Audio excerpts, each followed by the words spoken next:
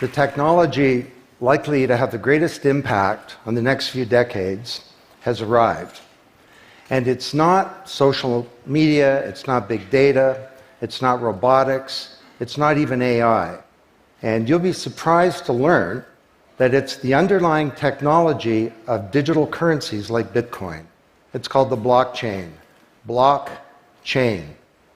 Now, it's not the most sonorous word in the world, but I believe that this is now the next generation of the internet, and that it holds vast promise for every business, every society, and for all of you individually. You know, for the past few decades, we've had the Internet of Information. And when I send you an email or a PowerPoint file or something, I'm actually not sending you the original, I'm sending you a copy. And that's great. This is democratized information. But when it comes to assets, things like money, financial assets like stocks and bonds, loyalty points, intellectual property, music, art, a vote, carbon credit, and other assets, sending you a copy is a really bad idea. If I send you $100, it's really important that I don't still have money and that I can't send it to you. So this has been called the double spend problem by cryptographers for a long time. So today, we rely entirely on big intermediaries, middlemen like banks, government, big social media companies, credit card companies, and so on, to establish trust in our economy. And these intermediaries perform all the business and transaction logic of every kind of commerce, from authentication, identification of people, through to clearing, settling, and record keeping. And overall, they do a pretty good job, but there are growing problems. To begin, they're centralized. That means that they can be hacked, and increasingly are. And JP Morgan, the US federal government, LinkedIn, Home Depot, and others found that out the hard way. They exclude billions of people from the global economy. For example, people who don't have enough money to have a bank account. They slow things down. It can take a second for an email to go around the world, but it can take days or weeks for money to move through the banking system across the city. And they take a big piece of the action, 10 to 20%, just to send money to another country. They capture our data, and that means that we can't monetize it or use it to better manage our lives. And our privacy is being undermined. And the biggest problem is that overall, they've appropriated the largesse of the digital age asymmetrically. And we have wealth creation, but we have growing social inequality. So what if there were not only an internet of information, what if there were an internet of value? Some kind of vast, global, distributed ledger running on millions of computers and available to everybody, and where every kind of asset, from money to music, could be stored, moved, transacted, exchanged, and managed, all without powerful intermediaries. What if there were a native medium for value? Well, in 2008, the financial industry crashed, and perhaps propitiously, an unknown or anonymous person or persons named Satoshi Nakamoto created a paper where he developed a protocol for a digital cash that used an underlying cryptocurrency called Bitcoin. And this cryptocurrency enabled people to establish trust and do transactions without a third party. And the seemingly simple act set off a spark that's ignited the world, that has everyone excited or terrified or otherwise interested in many places. Now, don't be confused about Bitcoin, okay? Bitcoin is an asset. It goes up and down, and that should be of interest to you if you're a speculator. More broadly, it's a cryptocurrency. It's not a fiat currency controlled by a nation state, and that's of greater interest. But the real pony here is the underlying technology. It's called blockchain. So, for the first time now in human history, people everywhere can trust each other and transact peer-to-peer. And trust is established not by some big institution, but by collaboration, by cryptography, and by some clever code. And because trust is native to the technology, I call this the trust protocol. Now you're probably wondering, well, how does this thing work? Fair enough. Assets, digital assets like money to music and everything in between, are not stored in a central place, but they're distributed across a global ledger using the highest level of cryptography. And when a transaction is conducted, it's posted globally across millions and millions of computers. And out there around the world is a group of people called miners. These are not young people, they're Bitcoin miners. And they have massive computing power at their fingertips, 10 to 100 times bigger than all of Google worldwide. And these miners do a lot of work.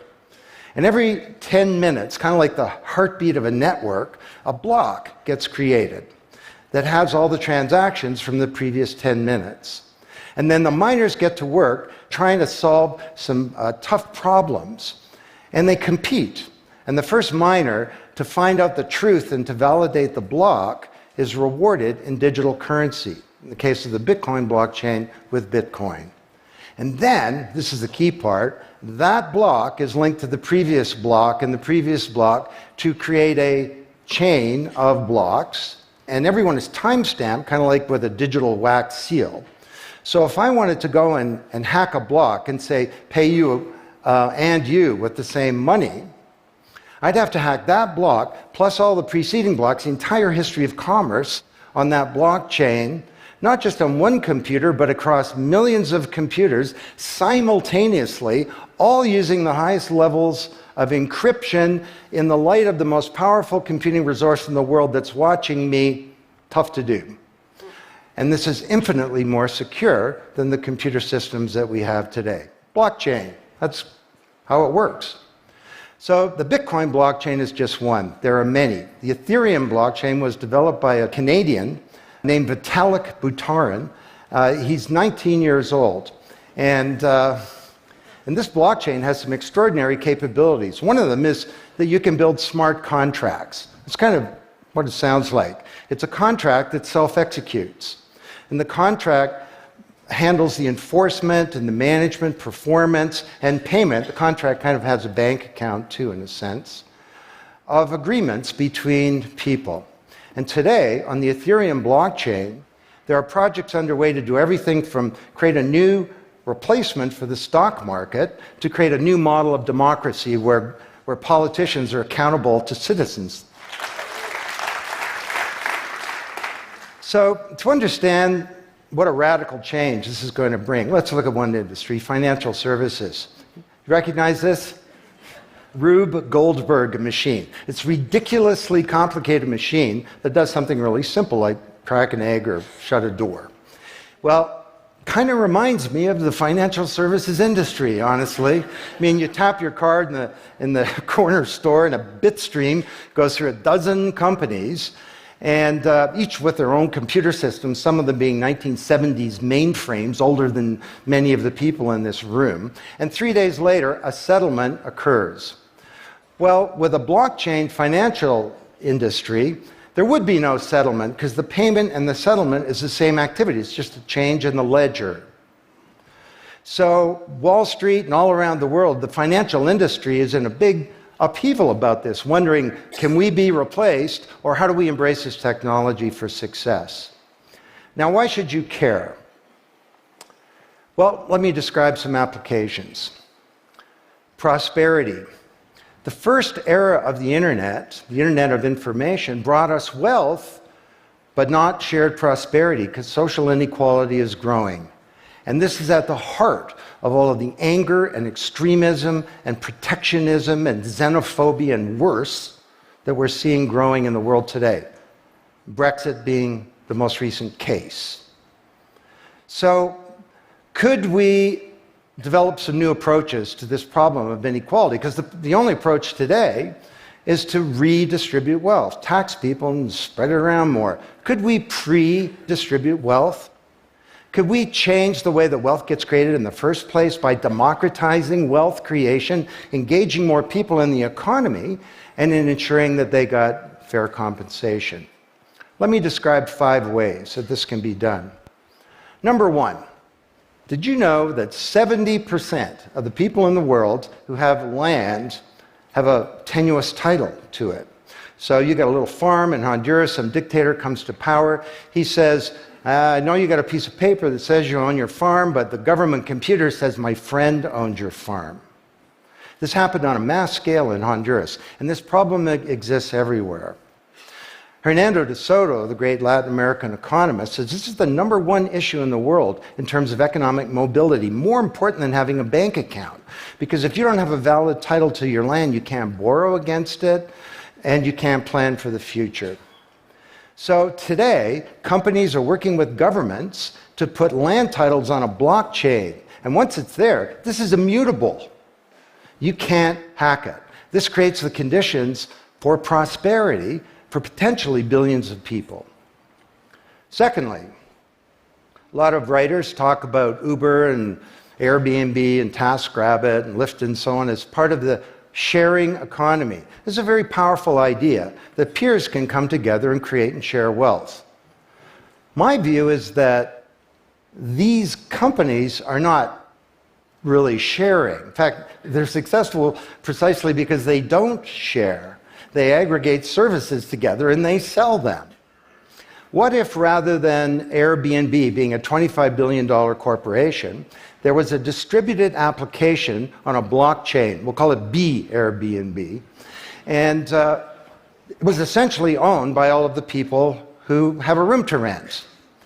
And when someone wants to rent a room, they go onto the blockchain database and all the criteria sift through, help them find the right room, and then the blockchain helps with the contracting, it identifies the party, it handles the payments, just through digital payments are built into the system, and it even handles reputation, because if she rates a room as a 5-star room, that room is there, and it's rated, and it's immutable. So the big sharing economy disruptors in Silicon Valley could be disrupted, and this would be good for prosperity.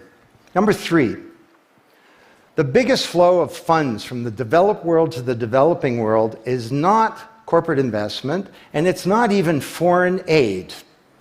It's remittances. This is the global diaspora, people who've left their ancestral lands, and they're sending money back to their families at home. This is $600 billion a year, and it's growing, and these people are getting ripped off.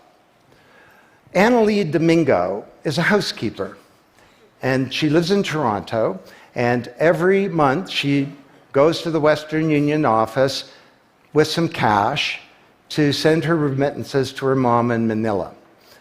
It costs her around 10%. The money takes 4 to 7 days to get there. Her mom never knows when it's going to arrive. It takes 5 hours out of her week to do this. 6 months ago, Annalie Domingo used a blockchain application called Abra. And from her mobile device, she said $300 went directly to her mom's mobile device without going through an intermediary. And then her mom looked at her mobile device, and it's kind of like an Uber interface. There's Abra tellers moving around. She clicks on a teller that's a 5-star teller. He's 7 minutes away. The guy shows up at the door, gives her Filipino pesos. She puts them in her wallet. The whole thing took minutes, and it cost her 2%. This is a big opportunity for prosperity. Number 4, the most powerful asset of the digital age is data. And data is really a new asset class, maybe bigger than previous asset classes like land under the agrarian economy or an industrial plant, or even money. And all of you, we create this data. We create this asset. And we leave this trail of digital crumbs behind us as we go throughout life. And these crumbs are collected into a mirror image of you, the virtual you. And the virtual you may know more about you than you do, because you can't remember what you bought a year ago or said a year ago or your exact location a year ago. And the virtual you is not owned by you. That's the big problem. So today there are companies working to create an identity in a black box. The virtual you owned by you.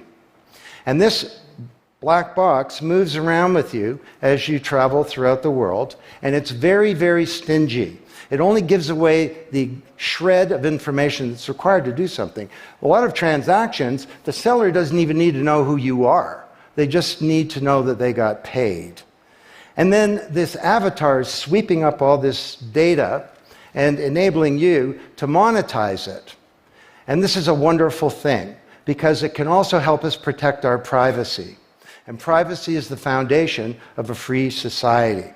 Let's get this asset that we create back under our control, where we can own our own identity and manage it responsibly. Finally,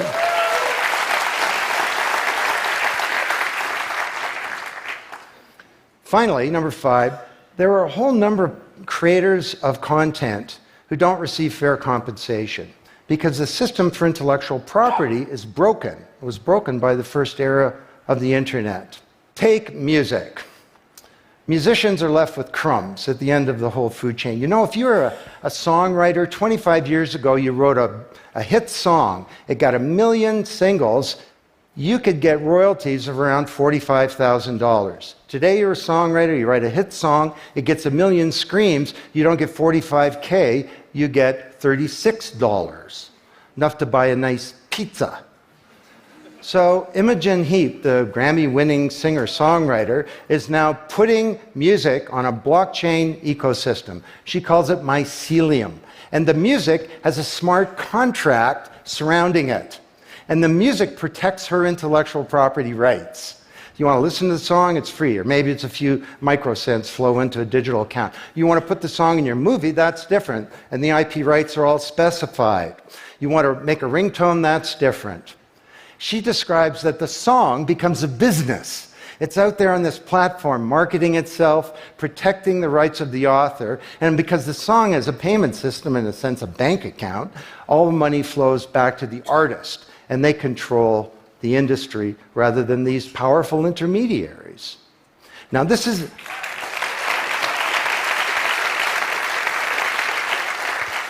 not just songwriters, it's any creator of content, like art, inventions, scientific discoveries, journalists. There are all kinds of people who don't get fair compensation, and with blockchains, they're going to be able to make it rain on the blockchain, and that's a wonderful thing. So these are 5 opportunities out of a dozen to solve one problem, prosperity, which is one of countless problems that blockchains are applicable to. Now, technology doesn't create prosperity, of course, people do. But my case to you is that, once again, the technology genie has escaped from the bottle, and it was summoned by an unknown person or persons at this uncertain time in human history, and it's giving us another kick at the can, another opportunity to rewrite the economic power grid and the old order of things, and to solve some of the world's most difficult problems, if we will it. Thank you.